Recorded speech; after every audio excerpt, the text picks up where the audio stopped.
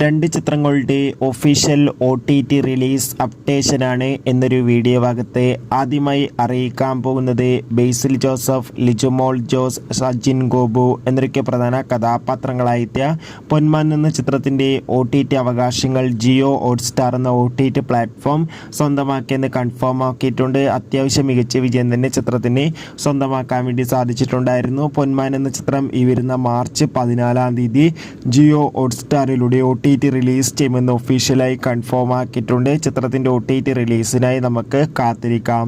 വിനീത് ശ്രീനിവാസൻ, ബാബു ആൻ്റണി എന്നൊക്കെ പ്രധാന കഥാപാത്രങ്ങളായെത്തിയ ചിത്രമായിരുന്നു ഒരു ജാതി ജാതകം. ചിത്രത്തിന് അത്യാവശ്യം ഒരു അഭിപ്രായം സ്വന്തമാക്കാൻ വേണ്ടി സാധിച്ചിട്ടുണ്ടായിരുന്നു. ചിത്രത്തിൻ്റെ OTT അവകാശങ്ങൾ സിംപ്ലി സൗത്തും മനോരമ മാക്സും ആമസോൺ പ്രൈം വീഡിയോസ് എന്ന OTT പ്ലാറ്റ്ഫോമാണ് സ്വന്തമാക്കിയിട്ടുള്ളത്. ചിത്രം മാർച്ച് 14 തന്നെ OTT റിലീസ് ചെയ്യുമെന്ന് കൺഫേം ആക്കിയിട്ടുണ്ട്. കാത്തിരിക്കാം. Bye bye.